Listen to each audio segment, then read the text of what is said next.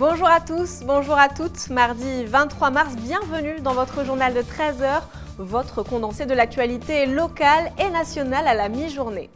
La Martinique sera-t-elle à nouveau soumise à un couvre-feu? La préfecture pourrait annoncer dès cet après-midi des restrictions de circulation. Et oui, les chiffres du Covid ne sont pas bons, avec 401 nouveaux cas enregistrés la semaine dernière contre 252 cas la semaine précédente. Les cas progressent donc rapidement et le variant anglais inquiète les autorités sanitaires. On fait le point avec Marlène Mech. Comment enrayer la nouvelle vague de Covid-19 qui touche la Martinique? Depuis fin novembre, notre île connaissait une période d'accalmie avec un nombre de nouvelles contaminations plutôt stable et un taux d'incidence pour 100 000 habitants bien en dessous du seuil d'alerte.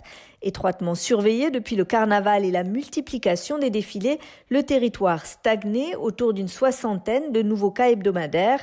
Mais ces dernières semaines, la situation s'est dégradée. Le 16 mars, l'Agence régionale de santé comptait 252 nouveaux cas de Covid-19, 2 fois plus que la semaine précédente, 5 fois plus qu'à la mi-février.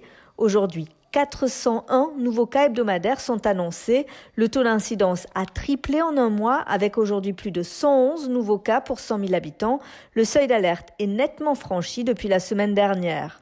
Le variant anglais, particulièrement contagieux, représente la moitié des nouveaux cas identifiés. Et selon Santé publique France, la circulation à bas bruit de variants Brésil, Afrique du Sud a été identifiée. 37 personnes sont actuellement hospitalisées, dont 10 en réanimation, un chiffre qui a doublé en une semaine. Dès la semaine dernière, la préfecture a pris des mesures pour enrayer cette progression de l'épidémie. Les protocoles sanitaires dans les restaurants et les salles de sport ont été renforcés et les forces de l'ordre ont opéré des contrôles dans les établissements Faut y aller. Alors que l'Agence régionale de santé vient de publier ses chiffres hebdomadaires, la préfecture annonce un point presse concernant le Covid-19 en début d'après-midi. Un couvre-feu serait envisagé dès ce vendredi et pour 3 à 4 semaines. Il pourrait s'étendre de 22h à 5 à 6h du matin. C'est le cas en Guadeloupe depuis le 7 mars dernier. Et bien sûr, on vous tiendra informé de l'évolution de la situation lors de notre prochaine édition, notamment lors du journal de 19h ce soir. Y a-t-il des limites à la liberté de la presse? Où peut-on trouver des informations fiables? Voici 2 des thèmes qui sont abordés lors de la semaine de la presse et des médias à l'école. À cette occasion, nos journalistes Sabrina Doré et Johan Charpentier-Titi se sont rendus à la cité scolaire adventiste Rama à Sainte-Luce pour en discuter avec des élèves de seconde. Et on reste à l'école, retour sur cette belle cérémonie de remise de prix. Elle a eu lieu au lycée polyvalent La Jetée, c'était au François la semaine dernière. 6 élèves ont été récompensés par le programme de reconnaissance du Rotary Club du François. Un coup de boost bienvenu pour ces élèves dont l'apprentissage est rendu difficile par la situation sanitaire. C'est un sujet de notre city reporter José Éloi et de Yvan Lemar. Des grèves, un contexte sanitaire compliqué. L'année scolaire 2020-2021 n'a pas été tendre avec les élèves. Malgré les obstacles, certains élèves du lycée La Jetée au François ont excellé. Les meilleures notes, c'est entre 19,85 de moyenne. Ceux qui ont eu, entre guillemets, la moins meilleure note, mais la meilleure note du lycée quand même, c'est 18,25. Donc c'est des élèves qui ont entre 19 et 18 de moyenne, d'excellentes notes, avec aussi un rôle citoyen très important au sein de l'établissement. De bonnes notes, un rôle citoyen important au sein de l'établissement et pourtant, pour certains, des parcours difficiles. Avant toute chose, c'est leur persévérance qui est saluée. Il y en a qui ont des circonstances familiales particulières, il y en a d'autres qui ont été hospitalisés, donc ils ont dû suivre l'école à l'hôpital. Donc ce sont des élèves vraiment méritants. Je les suis depuis 3 ans et ils ont progressé au fur et à mesure. Et même durant le confinement, ce sont des élèves qui ont été assidus et qui ont toujours travaillé. En tout, ce sont 5 élèves de terminale et 1 élève de seconde qui ont été récompensés par le programme de reconnaissance du Rotary Club. Ils repartent avec une tablette digitale, des bons d'achat, un document attestant de leur excellence, mais surtout beaucoup d'encouragement. Ça me fait plaisir parce que c'était dur, c'était vraiment dur. Le niveau est soutenu, il y a beaucoup de choses à apprendre, beaucoup de choses à faire, beaucoup de travail personnel. Et c'est vrai qu'on peut être démotivé très facilement, mais on s'accroche. Un événement déterminant pour ces élèves qui ont tous des rêves plein la tête et de grands projets d'avenir. Et bien sûr, toute l'équipe de la rédaction se joint à moi pour leur adresser nos félicitations. Autre actualité, un chantier d'envergure a débuté pour EDF en Martinique. Le fournisseur d'électricité enterre 3 km de câbles haute tension. L'objectif est double, sécuriser l'accès à l'électricité pour les abonnés et faciliter l'entretien de ces lignes. Explication de Loïc Régis et Marlène Mec. Ces pylônes électriques vont bientôt disparaître. Plantés au cœur d'une végétation très dense, c'est le réseau de Martinique qui a connu le plus d'incidents ces 3 dernières années. En cause notamment ces bambous, lianes et autres feuillages qui peuvent chuter et abîmer les lignes. C'est surtout des déclenchements qu'il y a sur le réseau, puisque partie boisée dit c'est des arbres, des branches qui touchent le câble et donc par conséquent qui provoquent des déclenchements. Donc le but de ce chantier, c'est de passer cette partie aérienne où il y a beaucoup de défauts, beaucoup de déclenchements en aérien pour déjà sécuriser le chantier et puis pour aussi sécuriser nos collègues qui travaillent et qui en termes d'exploitation sont amenés à intervenir sur le chantier. Des interventions souvent nécessaires en début de nuit et plutôt risquées avec notamment la présence de serpents. En tout, 6 000 abonnés des communes du Gros-Morne, Saint-Joseph, Trinité et Sainte-Marie sont concernés.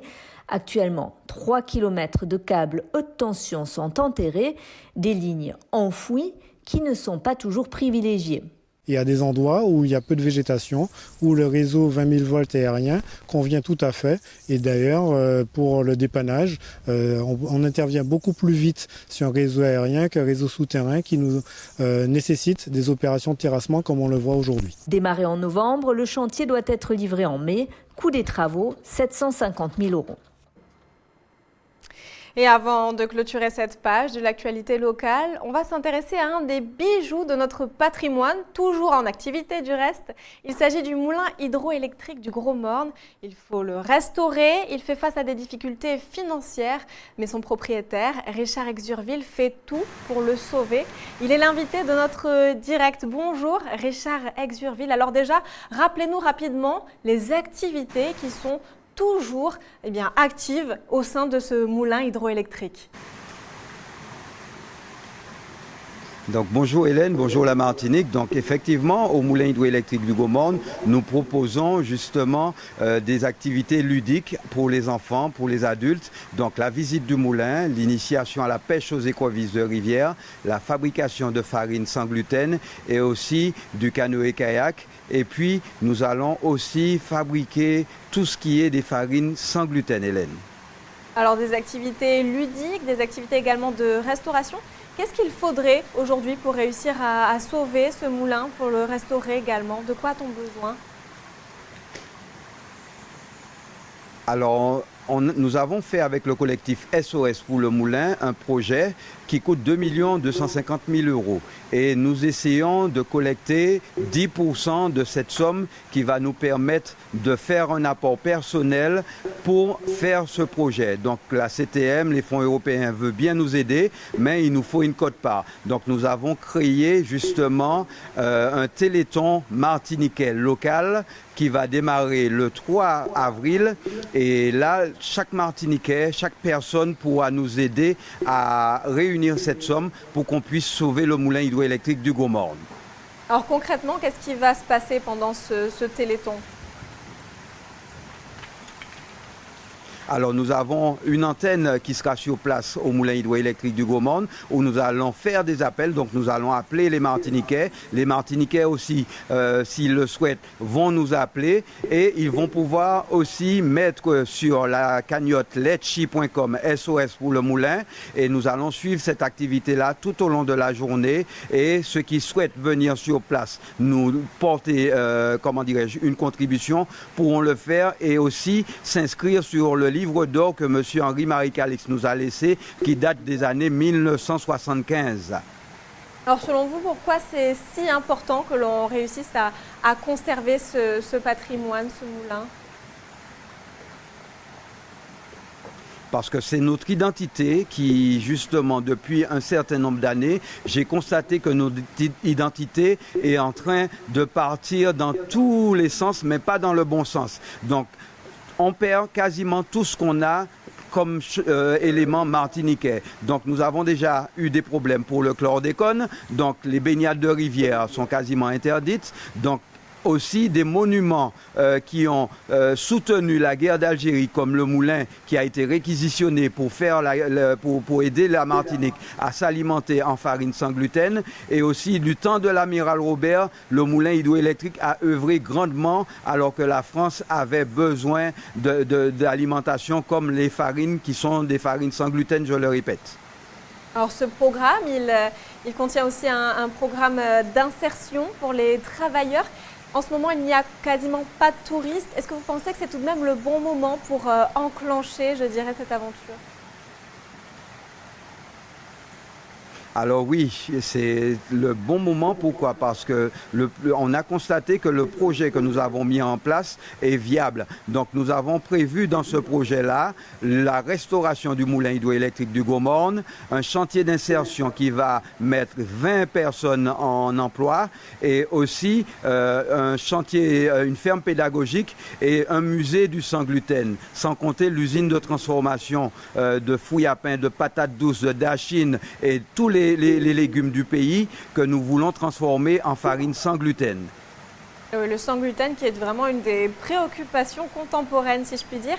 Est-ce que vous pouvez nous rappeler quels sont les endroits où on retrouve les informations concernant le moulin et également concernant ce téléthon qui est prévu pour le 3 avril ? Alors sur ma page Facebook, Richard Exurville, vous allez pouvoir tout suivre en live en direct le 3 avril. Et puis bien entendu sur le site www.lemoulinhydroélectrique du Gomorne. Et bien entendu, je rappelle, vous pourrez faire les dons directement.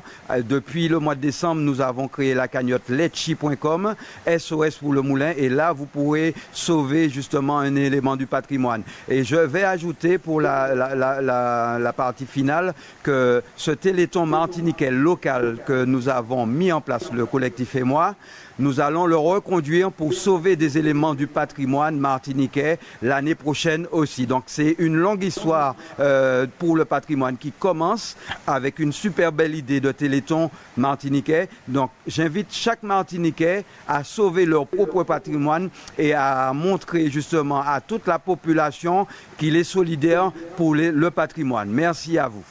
Merci beaucoup Richard Exurville pour ces précisions. Je rappelle donc que vous êtes le propriétaire du moulin hydroélectrique du Gros-Morne.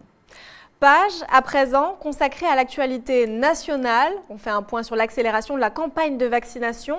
La nouveauté de vaccination, on passe à cette mesure, autre mesure mise en place dans l'Hexagone, ce confinement qui concerne 90 000 commerçants depuis samedi.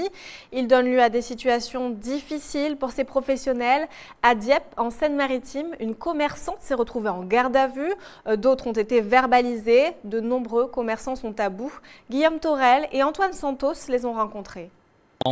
Les masques, si vous pensiez qu'ils étaient obligatoires dans toutes les grandes villes, détrompez-vous.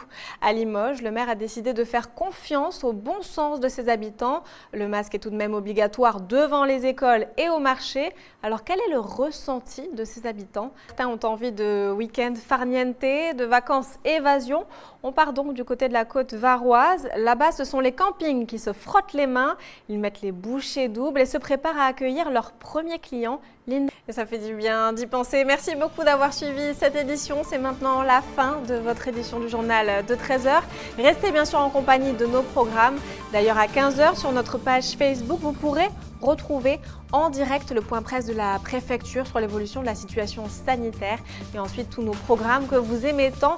N'oubliez pas bien sûr le journal de 19h présenté par Jean-Marc Dabreux. Très belle journée à vous et à demain, 13h.